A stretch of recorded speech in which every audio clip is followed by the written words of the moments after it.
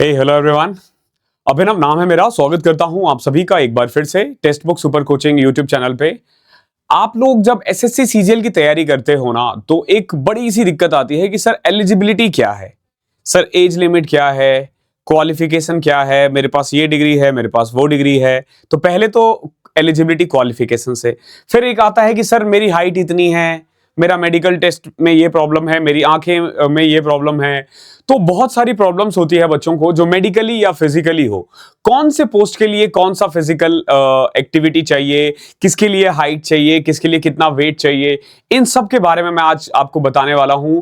आप अगर अगले 15 से 20 मिनट इस वीडियो के साथ रहते हो, हार्डली मुझे लग रहा है 15 मिनट की वीडियो होगी, अगर आप 15 मिनट देख लेते हो और एंड तक देख लेते हो, व्हाट आई कैन गारंटी ना, आज के बाद जिंदगी में ना आपको कभी भी एलिजिबिलिटी से रिलेटेड कोई क्वेश्चन नहीं आएगा। वन बाय वन हम बात करेंगे इन तीनों ही चीज पे, एक के बाद एक बात करेंगे। और व्हाट आई कैन गारंटी ना, आफ्टर फिनिशिंग दिस सेशन आपको कभी भी कोई भी दिक्कत नहीं आने वाली है about eligibility, medical test and physical test, किसी भी तरीके से रिक्वायरमेंट से आज के बाद आपको दिक्कत नहीं आएगी। ठीक है, पहला देखते हैं, हम बात करते हैं एज लिमिट। ओके, कि मैं इतने साल का हूं, क्या मैं अप्लाई कर सकता हूं या नहीं कर सकता हूं। एक तो मैं सिंपल आपको बता देता हूं कि कट ऑफ जो डेट जो होता है ना एसएससी का, वो मोस्ट ऑफ द टाइम 1 अगस्त 2024, 25, 26 ऐसे होगा।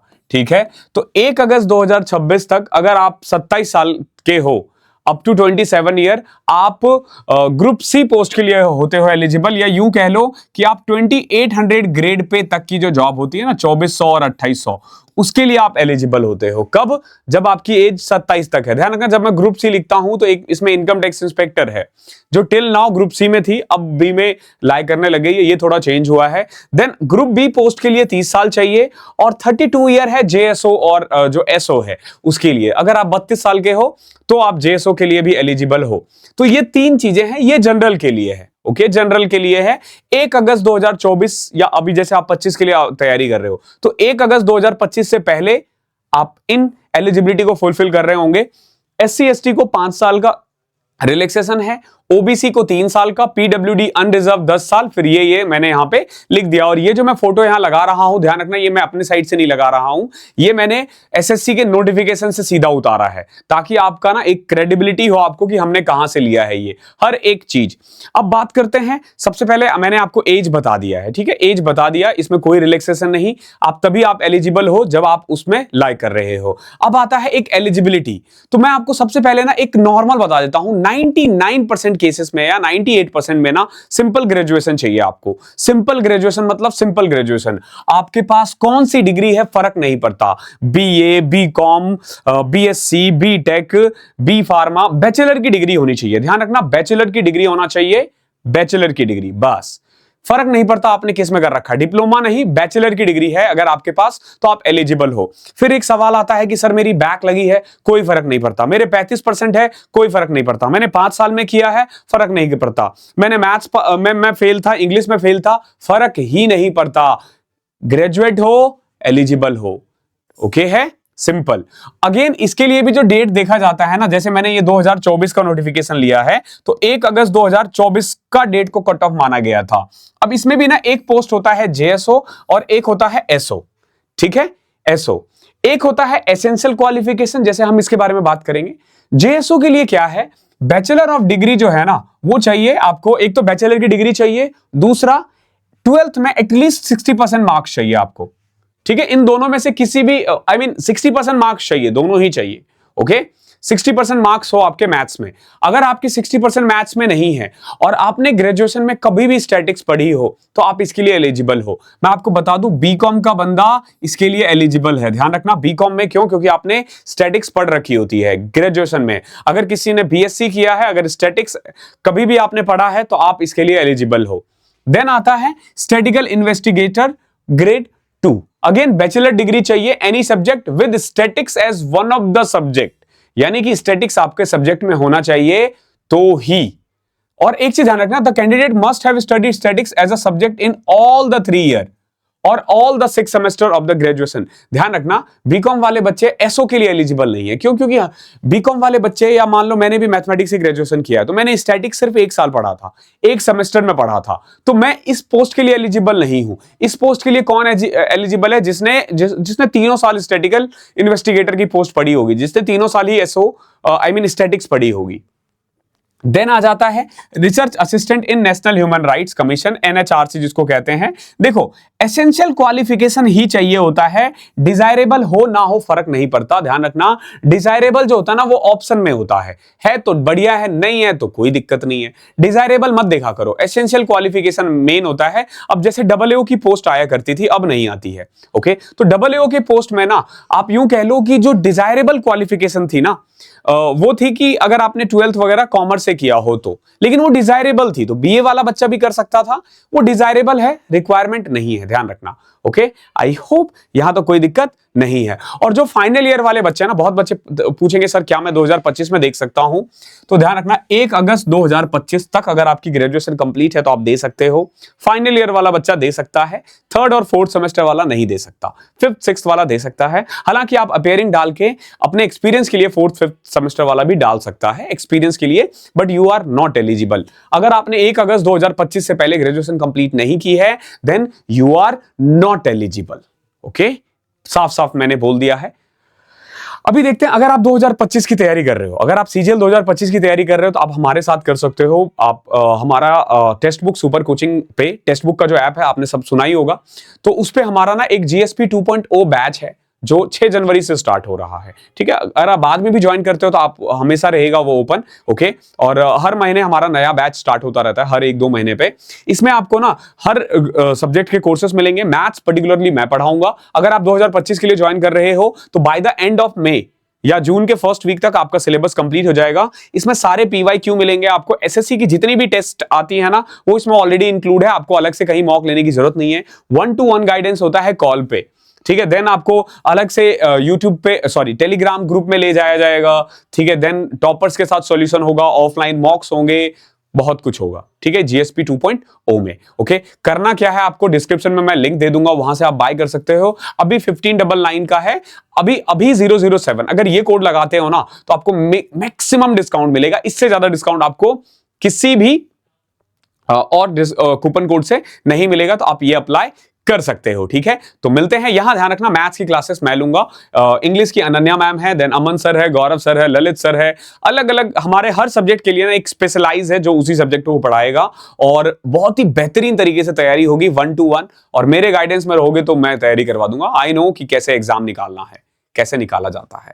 अब बात करते हैं फिजिकल टेस्ट। एक तो देखो, ये जो मैंने यहां पोस्ट लिख रखा है ना, मैंने नहीं लिखा, एसएससी के नोटिफिकेशन से उठाया मैंने। इनके अलावा किसी में कोई फिजिकल टेस्ट नहीं होता, तो आप इन पोस्ट को ध्यान रख लेना।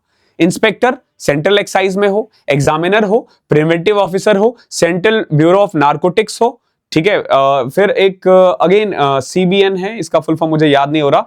एक नेशनल नार्कोटिक्स कंट्रोल ब्यूरो होता है, और एक सेंट्रल ब्यूरो ऑफ नार्कोटिक्स होता है।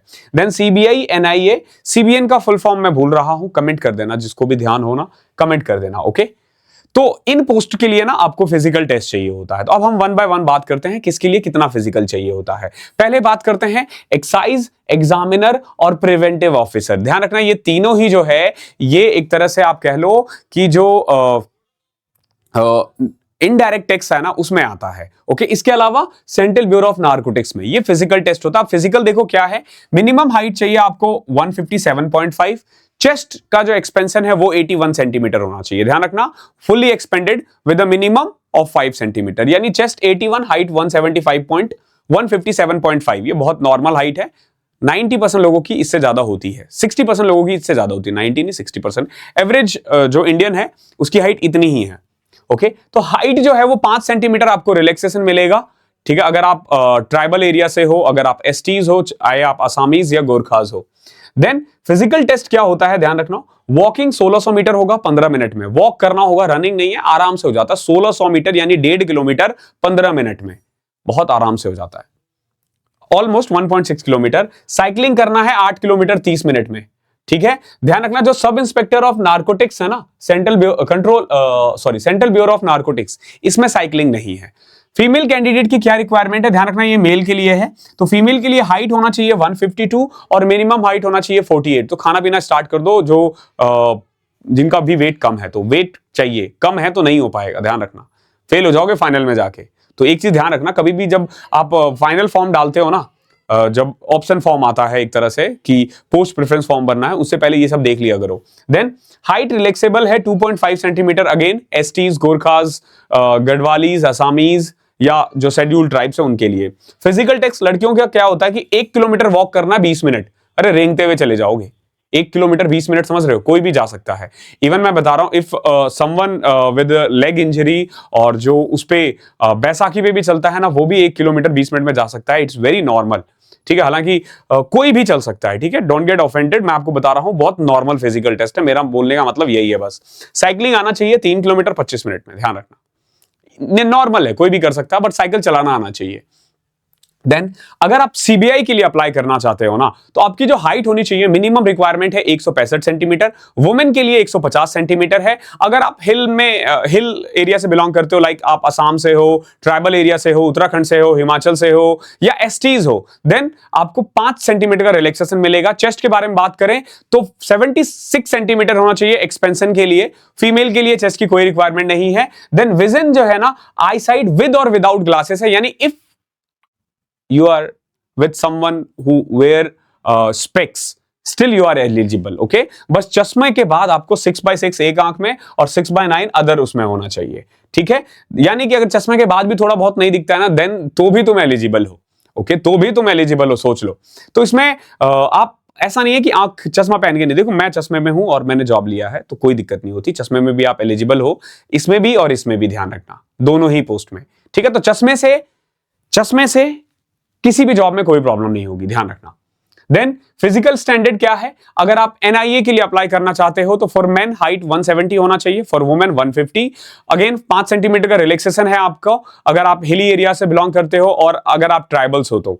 देन चेस्ट के लिए 76 सेंटीमीटर होना चाहिए एक्सपेंशन के साथ, ओके, विद एक्सपेंशन है, यानी जब आप इसको एक्सपेंड करते हो तब। फीमेल के लिए ऐसी कोई रिक्वायरमेंट नहीं है। विजन अगेन विद और विदाउट ग्लासेस, यानी आप चश्मा पहनते हो या नहीं पहनते हो, अगर आपको बिल्कुल क्लियर दिख रहा है चश्मा पहनने के बाद भी, then still you are eligible, okay. तो चश्मा पहनने वाला भी अप्लाई कर सकता है इसके लिए।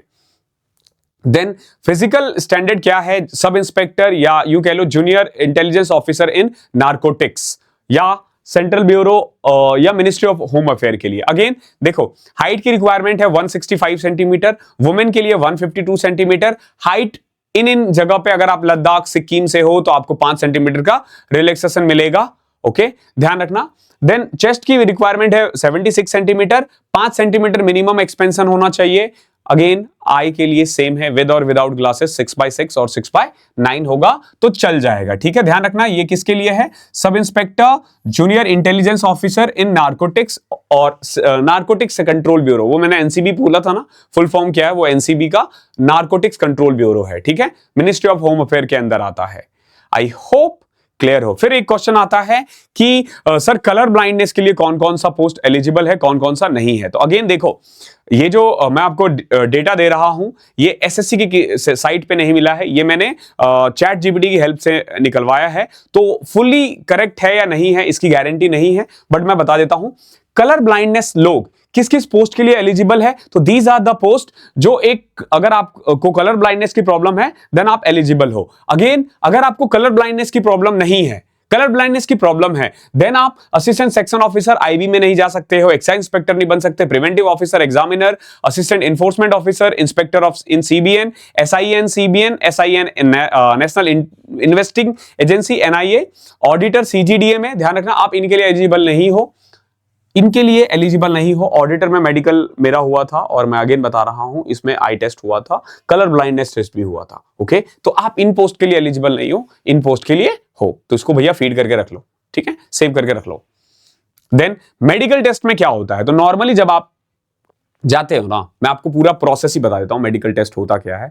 फॉर एग्जांपल जिस भी दिन आप मेडिकल के लिए जाते हो ना, तो सबसे पहले ना आपका बीपी चेक किया जाएगा। अगर आपका बीपी नॉर्मल है तो ही आगे के टेस्ट कंटिन्यू किए जाएंगे, अदरवाइज नहीं। तो मेक श्योर कि आप जिस दिन भी आप मेडिकल के लिए जाओ तो 1-2 दिन पहले अपने खान पीन का अच्छे से ध्यान रखना। इवन मैं तो बोल रहा हूं 10-15 दिन पहले से ही खुद को थोड़ा डिटॉक्स करके रखना, ताकि कुछ प्रॉब्लम ना आए। तो सबसे पहले आपका बीपी टेस्ट होता है। अगर आपका बीपी ऑल ओके है, बीपी ओके है, देन ये टेस्ट होंगे। क्योंकि अगर आपका बीपी एबनॉर्मल है ना, तो ये सारे टेस्ट का रिपोर्ट गलत आएगा, ध्यान रखना। तो बीपी नॉर्मल होना चाहिए। देन आपका आंखों का टेस्ट होता है, डिस्टेंस देखा जाता है, नियर विजन कितना है, कलर विजन है नहीं है, बाइनोकुलर विजन है या नहीं है। देन फिजिकल स्टैंडर्ड टेस्ट जिनमें रिक्वायरमेंट है, ध्यान रखना, जिन पोस्ट में रिक्वायरमेंट है वो होगा। देन मेडिकल में क्या क्या होता है, एक तो आपका बीएमआई चेक किया जाता है, ब्लड प्रेशर चेक किया जाता है, हार्ट एंड लंग एग्जामिनेशन किया जाता है। देन जो आपका एब्डोमेन एग्जामिनेशन है, पेट वगैरह को दबा के, न्यूरोलॉजिकल एग्जामिनेशन होता है, मस्कुलर स्केलेटल एग्जामिनेशन होता है। देन आपका यूरिन टेस्ट होता है, ब्लड टेस्ट होता है, स्टूल टेस्ट कुछ एक पोस्ट पे होता है, सब पे नहीं होता। देन अदर टेस्ट अगर रिक्वायरमेंट है, ईसीजी और एक्सरे। मैं आपको बता देता हूं, फॉर एग्जांपल मैं अपनी लाइफ में 2 या 3 बार मेडिकल, क्योंकि देखो मैंने आपको पहले बता रखा मैं डीवी स्किप करता था, तो डीवी स्किप करोगे तो मेडिकल भी स्किप करोगे। मेरा ऑडिटर जब हुआ था तो ये सारे टेस्ट हुए थे, ऑडिटर के पोस्ट में से सारे ही टेस्ट हुए थे जो भी आप सुन रहे हो, ठीक है। लेकिन मोस्ट ऑफ द जो मेरे स्टूडेंट्स हैं या जो दोस्त हैं, जो उनकी जो रिव्यूज आती है ना, मेडिकल टेस्ट इतना भी नहीं होता।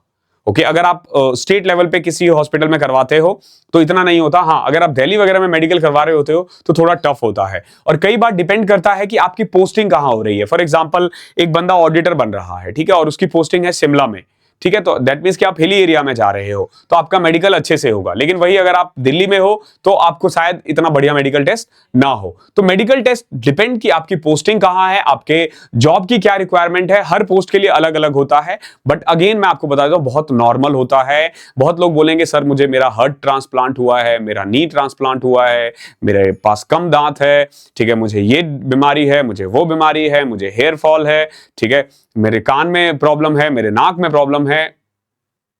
चिल ब्रो, तू हर पोस्ट के लिए एलिजिबल है।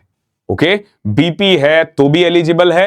ओके, शुगर की प्रॉब्लम है तो भी हो, ठीक है। Even if you are someone having HIV positive still you are eligible. Okay, कुछ डिसीज में आपको टाइम दिया जाता है। फॉर एग्जांपल अगर आपके पास कोई ऐसी डिसीज है जो फैलता है, ओके, फॉर एग्जांपल आपको टीबी है, ओके, तो टीबी के केस में क्या किया जाएगा, आपके मेडिकल को वहीं रोक दिया जाएगा और आपको डेट एक्सटेंड करके दोबारा से मेडिकल डेट दे दिया जाएगा कि आप भैया 6 महीने बाद आओ, 1 साल बाद आओ, तब आपका मेडिकल टेस्ट होगा, ठीक है, तब आप आराम से दोबारा करवा लेना और तब हम देखेंगे। तो ध्यान रखना, कोई भी आपको बीमारी है आप एलिजिबल हो, बस वो फैलने वाली नहीं होनी चाहिए। अगर फैलने वाली भी है ना तो वो आपको प्रॉपर टाइम देंगे कि आप इसको ठीक करवा के आ जाओ, ठीक हो जाओगे, आप दोबारा आ जाओगे, ठीक है। लेकिन हाँ, ऐसी बीमारी है जो रुक ही नहीं सकती तो भैया फिर देखना पड़ेगा, बिकॉज कि वो देखो बहुत खर्चा करेंगे आपके ऊपर, ट्रेनिंग होगा, ब्ला ब्ला ब्ला, तो इतना कुछ होगा तो वो थोड़ा चेक करेंगे। बट नॉर्मली जो बीमारी होती है ना, हर्ट नी, जो बच्चे ज्यादातर जो पूछते हैं, जिसके लिए सबसे ज्यादा परेशान रहते हैं, एलिजिबल हो भाई। मैं तुम्हें बताता हूं, मैं अपने ऑफिस में ना किन किन बंदों से मिल चुका हूं। समवन जिसने वो नी रिप्लेसमेंट हुआ है, हिप वाला भी मिला है जिसका एक्सीडेंट हुआ था, ओके, और एक शुगर वाला मेरा एक दोस्त था जिसको शुगर की प्रॉब्लम थी। देन किडनी की डिसीज वाले से मैं मिल चुका हूं जिनको प्रॉब्लम थी और मेडिकल में वो ऑल ओके हो गए, ठीक है। तो और कुछ पैसा वैसा नहीं खिलाना पड़ा, कुछ करप्शन नहीं करना पड़ा। अब बस ऐसा हो कि आप जॉब कर पाओ बैठ के, बिकॉज कि देखो हमारा मैक्सिमम जॉब जो है ना एसएससी का वो क्लरिकल है, ओके। तो आई होप क्लियर होगा। मैंने पूरी कोशिश की कि जितने अच्छे से एक्सप्लेन कर सकूं मैंने किया है, और व्हाट आई कैन गारंटी कि YouTube पे आपको ऐसी वीडियो मिलेगी भी नहीं, ओके। तो अगर वीडियो अच्छी लगी है तो यू नो क्या करना है। थैंक यू सो मच, मिलता हूं अगली क्लास में, तब तक के लिए पढ़ाई करते रहो।